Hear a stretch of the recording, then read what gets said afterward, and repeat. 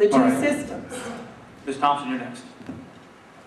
I concur more with the idea that, I support rail overall, the idea of connectivity, transportation networks, because transportation networks truly are what drives economic development. But if we can't pay, we don't even know how we're going to pay for Sunrail in 7 years. How can we, again, commit ourselves to yet another project just because it's federal dollars? That's still our dollars that are being spent. And I think that we need to look at the way that we're prioritizing these projects and find out how we're going to make it work first in Orange County, and then how our role is going to play part of the bigger role. Specifically to District 4, the area that we're running for, we at the Orlando International Airport, we have the concept of Innovation Way, which is based in large part on having a strong intermodal transportation network within. The ideas that have been floated out within the Innovation Way corridor is that you've got multimodal, you've got bus lanes that have already been designated, you've got areas of land specific to the roads, like the new road that we drive on. You notice how it's got that odd middle road? Ms. Stewart's foresight was that one day that might be a bus lane, and so they should build it the right way. So transportation networks are so much bigger, but realistically, if we can't pay for it right now, I don't understand how we would even bring it before the board. Mr. Falconer, you're next, followed by Ms. Basana. Sure. I'm surprised that Ms. Jacobs didn't support high-speed rail because she actually worked for the Department of Transportation and lobbying for its approval. The federal government has no money. Every single dollar the federal government spends, or 40% of the government money, is dollars that our children and grandchildren will have to pay back. I think it's immoral for us to put our children in debt that deep. I think our generation is obligated to pay its own debts. Mr. Siegel actually went to Tampa and asked President Obama, how soon can we get the rail money? I was there and asked Mr. Obama, how can we pay back the $13 trillion we already owe? I want to make sure that we end the reckless spending that's mortgaging our children's futures. These rail programs are basically corporate welfare programs for corporate contractors and engineers. We don't have the geographic densities for rail in Florida, and we never will. In fact, Richard Branson, who owns Virgin Trains in England, said he came here 15 years ago and said Florida does not have the geographic density for rail, and they'll never use it. It is not a good use of taxpayer money. We will not go into debt for it. As an Orange County mayor, I will not approve any rail system unless the voters approve it and there's a dedicated funding source. Right. Ms. Basana. Thank you. I agree with everyone on the affordable issues, so I'm not going to be repetitive, but let me tell you why I think it'll be great for our area. We keep talking about creating jobs. We keep talking about moving companies here. I think once it goes from Tampa to Orlando, that's a start, but once it even goes down to Miami, we want to bring companies here. We want to bring regional offices, and the best way to do it is to be right in the middle, where corporate execs can get on a train and go to Tampa or Orlando and get back and not have to waste their time in traffic or driving. Some of the other things is for all of us. If it's cheaper to fly out of Tampa than it is Orlando, we sit on a train for an hour and get there, and we don't have to worry about leaving our cars or doing anything else. So I think it's going to be a huge impact, or go to sport facilities out there. I also think it's going to do well for our tourist industry, with people in Tampa or Miami once that phase is done, on bringing them here for the day for Disney World or something like that. So I think it's going to do a lot to help our local economy that we're not really looking at yet. So I am in support of it, just not paying for it hard. Mr. Clark. Pretty much going to how you acquire up here. I'm not a supporter of high-speed rail, and I would go back to the days when we were developing the interstate system and others in this country to move goods and services. And you're right, transportation is a crux of economic growth. That's what this country was built on. There's not, in my mind, a real solid plan for high-speed rail, especially from here to Tampa. I don't know that it's worth $2 billion to save an hour, driving to Tampa right now. Or I would rather have the tourists come here and stay a week than come up one day from Miami myself on a high-speed rail. So it just doesn't make economic sense to me. And I agree with Ms. Falconer. We are mortgaging our children's future big time by doing these projects and these programs. It's not economically feasible. If it's privatized, that's one thing, but in my mind, it has to be 100% privatized, not 50% on the backs. I'm going to follow up on this. Would you, hold on, I'll start with you. You're already up next, Ms. Jacobs. For my rebuttal. No rebuttal. No, I'm going to follow up on this so you can, I'm going to focus on this. Okay. Take a couple seconds. Explain commuter rail to Volusia County. Is it paid with stimulus money?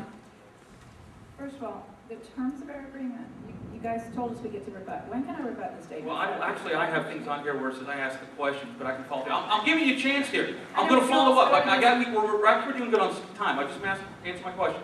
Is commuter rail that we've talked about in Volusia County, is that paid with stimulus money? Commuter rail to Volusia Commuter County. rail we have in Volusia County, we have Sunrail, Mr. Siegel understands what. We have Sunrail, high-speed rail, commuter rail, which we also have talked about doing. Is all that paid with stimulus money? There is part of the stimulus. I'm trying to get explained to the audience. I have some questions on it. Some people are very confused about it. That's why I was asking. Well, I understand, and I think they're probably getting more confused. When you talk about commuter rail to Volusia County, you're talking about our Sunrail project. Yes. Okay, I think all of us, most of us understand Sunrail is from Volusia down to Osceola. No, that is not being paid for by stimulus dollars. That was paid for already through state and, there is federal funding, there's state funding, and there's local funding that is paying for that. Now, I don't believe, I'm trying to remember if there was any stimulus. Okay, I'm a little confused. That's what some of the audience didn't. That's why I was trying to The explain stimulus, that. and I'm pretty sure of that, and I don't want to say something that isn't correct, although I think I'm right. Okay, we're all pretty sure I'm right on that. The stimulus dollars went to the high-speed rail, and that's the link that goes to Tampa. And I think many of us would agree that if we were going to have a high-speed rail, it makes so much more sense to go to Miami. One, because it's becoming very hard to get to Miami. Two, because the local connector flights that we take sometimes are going away.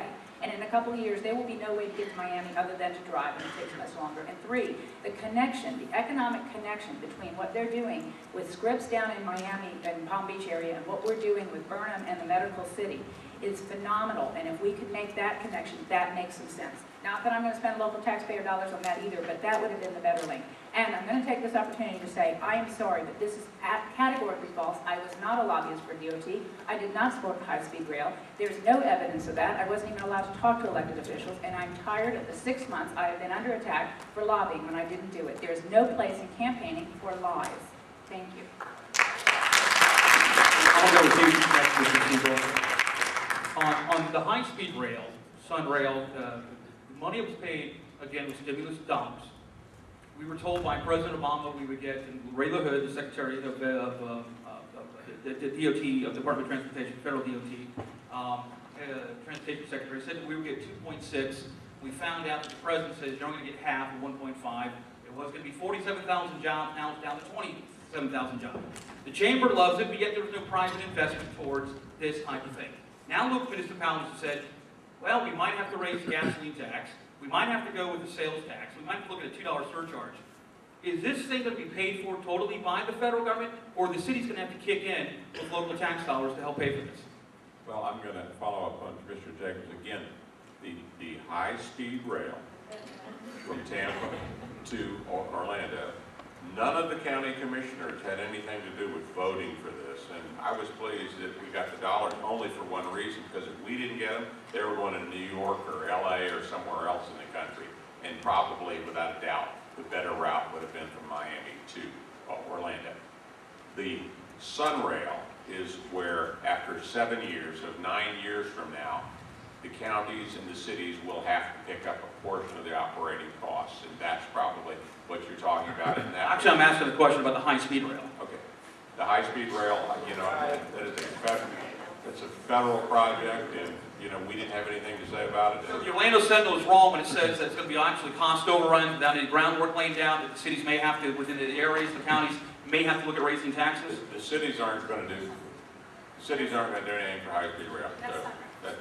That's the federal government's. I'm asking you on the high speed. There's no the Orlando Sentinel said that there may be an area where they may have, the cities may have to look if they want to opt in. Sentinel was talking about You know, I understand with Sutter, they also mentioned about also the high speed rail. yeah. If the money's not there, being completed, the cities have to take it. to a dime for high-speed rail. That's what I wanted to know, because they said there may not be enough money, the cities may have to take it if the state doesn't do it. So, go ahead, Ms. Stewart, you're next.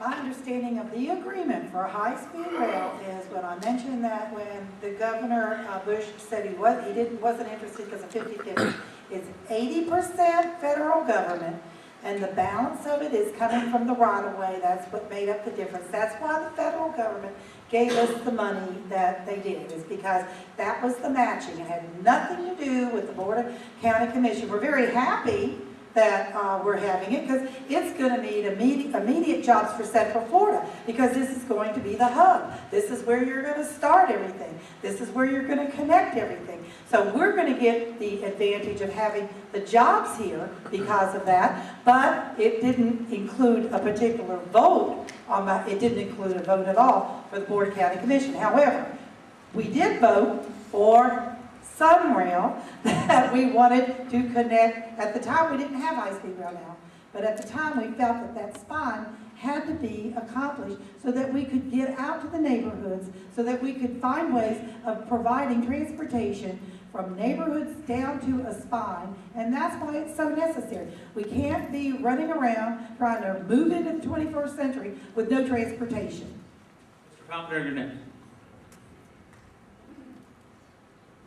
Thank you, and since I was accused of lying, I want to offer anybody to send me an email. I'll send you the email from the Department of Transportation that put Ms. Jacobs in charge of public outreach for high-speed rail. I consider that to lobby, and maybe it's a terminology difference there, but whenever government spends a dollar, whether it's the federal government, the state, or local government, it's still your tax dollars, and you should care whether they're wasted or not. Commuter rail is a ground-based rail system that will create more traffic than it alleviates. 6,000 times a day, the railroad gates will come down and block traffic throughout Orange County. We are going to spend roughly $2.5 billion over the next 20 years on a rail system that we, the people, voted down in 2003. And the Florida Constitution requires it to go on the ballot for the electorate. It's unconstitutional. I think it's a bad use of tax dollars, especially in this economy. And I think most Orange County residents will say, I'll choose education and public safety over rail any day. Especially people here in East Orange County will never use that thing. So what I suggest is that my three opponents are all strong supporters of rail, so if you don't support rail, then please support Matthew Falconer. All right, Mr. Clark, we'll start with you. Again, questions from the audience. How will Orange County pay for its share of Sunrail? Okay, we're making the assumption now that Sunrail will survive, and that my suggestion has been from day one that we revisit the $2 surcharge on rental cars. It was passed by our legislature 3 years ago. It was vetoed by Governor Bush. He saw it as a tax. He didn't give this community a chance to voice our approval or denial of it. I think it was not a good thing for him to do. So I would like to go to our legislative delegation, get our chance again to get that done. What I would then do is that would help offset some of the general fund costs for links, but I'd also want to set up a restricted reserve account that we would deposit a set amount of those dollars into that account every year from now until the time we have to take on the operations and maintenance costs of Sunrail. It's just like we do for our prepaid college fund for our children. It's paid for. We have some funds there to cover their tuition now. So let's do the same for rail. When it comes 7 years from now, let's not scramble around. Let's start saving the money now, like we would in our families. It's good use of the dollars, and so it doesn't catch us by surprise. You're next, Ms. Thompson. I concur with what Mr. Clark said. The funding for Sunrail is not going to come from a single source. We need to look at a multitude of different sources, and we need to look at it without coming to the taxpayers and looking at it that way. I would go a step further and look at the way that, if Sunrail is supposed to help spawn economic development, then we need to look at those activity centers that are going to spawn around the Sunrail route. And there's an incentive to being close to rail. And if that's the case, then those businesses, and many of you are business owners in this room, you know that if you're going to pay a little bit extra, if you're willing to pay a little extra to be right there, those are dollars that can also be allocated towards the funding of the Sunrail project. I am a supporter of Sunrail because I think it's the start of a spine. And if you look at it long range, it could be the start of something that really helps us from a mobility standpoint, and also from a standpoint of, if we want to change the way we're growing, then we can grow closer to transportation networks. And it gives us an opportunity to change the way that the future of Central Florida potentially could look. Ms. Pisano, you're next. Sure. Thank you. I am definitely for an independent funding source. I think we need to look at some different things, not just keep looking at the rental car charges, because we also have to support links. But here's what needs to happen. We don't have to start paying this until year 8. We need to start looking at these sources now. We cannot wait till year 6 to decide what we're going to do. The biggest thing is now we need to start looking at, okay, we can get people from point A to point B. How are we going to get them to their point C location? That is the big thing. Are we going to make this affordable, or are we going to make it convenient? Because if we're not going to do either of these things, it's not going to survive. So I think we have to be smart in the design before we even think about, okay, now what are we gonna do to pay for this? Again, if someone's going from Winter Park to just say the Sand Lake location and they wanna go to the medical offices of Florida Mall, how are they gonna get there? They can't ride their bikes, there isn't any sidewalks, and are we gonna have another little links mode of transportation, or what are we gonna have to get them to their point C? And again, it's gotta be convenient, otherwise we're gonna lose the revenue from it, it's gonna be pointless. Thank you. You're next. And then I'll go back to Ms. Pisano with another, with a new question.